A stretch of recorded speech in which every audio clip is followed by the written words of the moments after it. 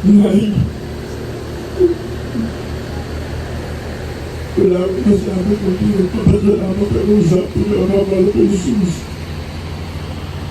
Nalagaan mo ko sa tiyan mo ng isang laguan. Iniyak mo ako na mabumay. Iniyaan ako ng mahal na Panginoon yung naabot ko ang edad na ito. Salamat sa pag-aruga mo sa akin. Muli-muli. Inaruga mo ko, inaaral mo ko. Pinapaalalahanan mo ako pag nagkakamali ako. Hindi ko pa alam noon ang kasalanan. Dahil sa ating mga bisyo sa mga ginagawang hindi mabuti sa Diyos. Ngunit ako'y nakabasa ng pananasulatan na buksan ng aking isipan. Na meron lamang isang buhay sa sanlibutan na ang buhay na ito'y pahalagan mo't maglingkod ka sa Diyos. Kasalamat, Nay, at lagi mong pinapaalala sa akin ang ting. Alagaan mo mga anak mo. Nasa pangaliga sa puso, alagaan mo sila. Mahalin mo sila. At lagi mo pinapaalala sa akin. Huwag mo sila pamamayaan. Dahil napalaki ko sila, siyam sila. At ngayon, pinayayaan ako ng Diyos. Hindi mo na makikita yung mga apo para sa akin. Yan naman po, ang mga apo na naging sa akin. Ngayon, naturuan ko sila na maglingkod sa Diyos. Isang dating basura, isang dating walang pakinabang sa sanlibutan. Ngunit kinabangan ng Diyos. Maraming lugar ng aking narating. Hinahanap ko yung mga taong maglilingkod sa Diyos. Ngunit itong aking pamilya, nauna ka. Ang papa ang nauna. Ang aking kapatid na si Nando, si Magdalena, si Manu at ikaw ay nandyan na. Kaming tatlo pang natitira, ang iyong panganay anak, si Lenty, si Ozzy at si Dennis, at ang anak mga pamilya. Ang masasabi ko lang, Nanay na, naliuli. Kaming lahat na iyo. Alalahanan ko ano man ang aking nagiging mali ang kasalanan. Ganyan ang pinalaki mo sa akin. Hindi, magbago ka na! Nagbago ako na nakilala ko ang Diyos! Lagi mo pinapaalala sa akin. Hindi, iwanan mo ang barkada! Dahil nangyari yan! Sa aking buhay na naglilingkod sa Diyos. 47 taon na ngayon!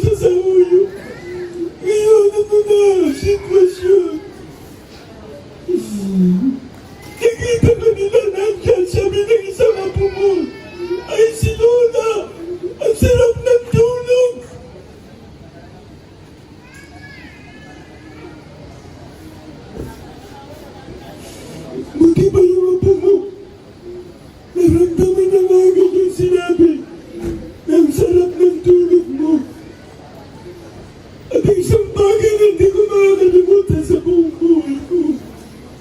Ikaw ang nagkasikaso ng palagi sa akin. Yung mga pangangaral mo, paalala mo sa akin. Hahanap-hanapin ko yan. Hindi na matitinig ng aking dalawang tainga. Hindi na kita mahanap. Ihatid na kita sa uling antungan mo, mahal ko ina.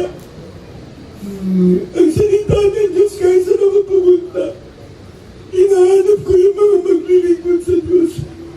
Kaya kung paano mo sinabi sa akin ako'y maglingkod sa Diyos, nangyari na ganat. Hindi dahil sa sekta reliyon na ating kinaaniban na magliligtas sa atin. Yung relasyon sa Diyos ang pagpapahalaga sa numanang sa iyo. Ang Diyos na nagmamahal sa atin. Ang Diyos na nagkatawang tao. Ipinakita ng pag-ibig niya sa akin, pinagaling ang aking mga ramdaman, binago ang aking buhay. At ngayon, salamat sa mga Panginoon, hinihintay ko ang kanyang pagbabalik na Alita, para kayong nag-usap. Nagkasabay kayo ang gusto, Cheese. Linggo nang pumanaw kayo. Hindi na tumigil ang aking mata sa pag-iyak. Nagkasabay kayo. Hindi lamang yun. Parehong oras ang naging kamatayan. Alas 10:30 ng umaga. At hindi ko inaasahan ang maglalagyan niyo ay parehong St. Peter. Grabe! Si Pedro, sa banal na kasulatan na sinasabi niya, you must be born again. Unless a man be born of water and spirit, he cannot enter into the kingdom of God. And Peter, upon this rock, I'm going to build my church, and the gates of hell shall not prevail against it. Ikinamit naman ang Panginoon ang salita ni Pedro para sa akin. At pinasasalamatan ko, sabi mo pa sa akin, nagpunta ako ng Jordan River. Nagpunta ako sa Jordan. Sabi mo, ano maramdaman mo ba yung masarap na tubig doon? Na hindi ko nainom yung tubig doon. Lumubog ako sa Jordan River. Ang naramdaman ko yung kaginawa ng buhay ko. Yung kasarapan ng pagmamahal ng Diyos na aking naramdaman.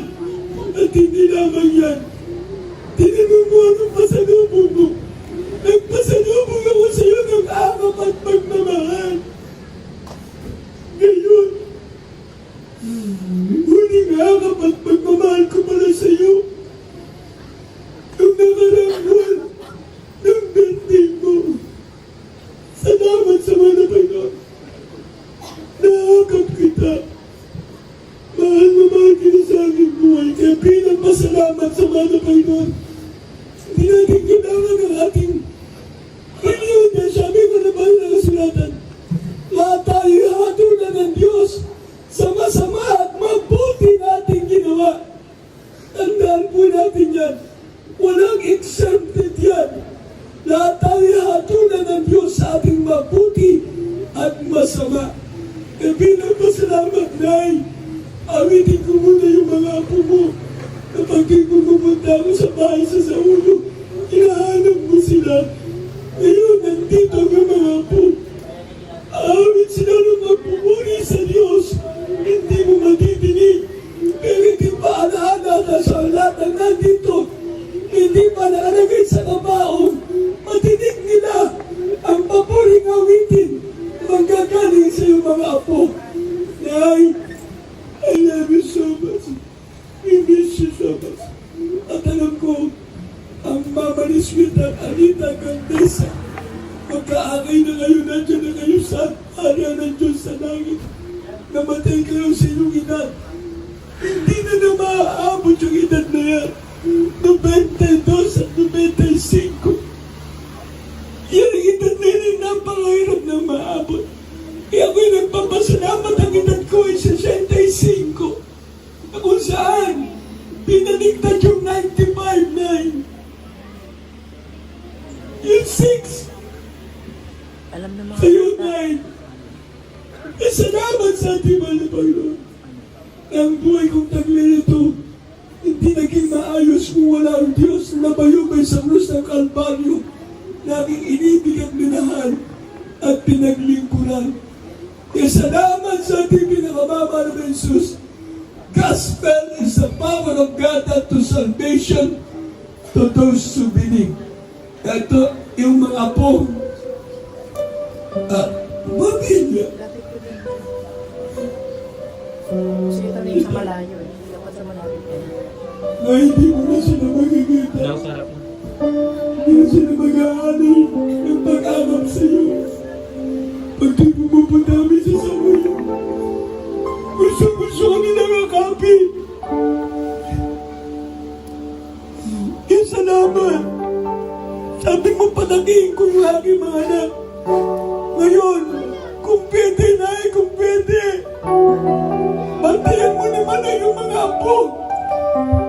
20 sila na aking mga apo. Bantayan mo sila, Nay. Katulad ng pinilin mo sa akin. Mahalin ko yung aking siyang na anak. Ngayon, meron akong 20 apo. Kasama ko sa banal na gawain ito. At miski isa sa kanila, hindi naging alipin ang mga gawain pagmumura. Hindi nakatigil ng bisyo. Kasalamat sa Diyos. Yun ang aking masasabi sa aking buhay. Dahil mabuti at mabait ang Diyos. Purihin ka, pinakamamahal na Jesus. Purihin ka, Diyos sa mga Diyos, Panginoon na mga Panginoon. Maraming po salamat, mga pastor, mga inisawin di sana nila. Uling propeta sa aming ating kapanahunan. Ang sa ating binawit, Mama Dear San Pastor Nino Kumonal Mena.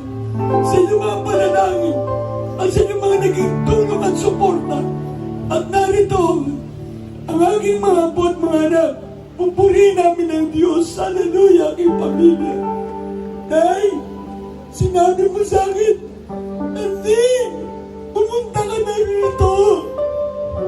Hindi ko sugat ang lalain.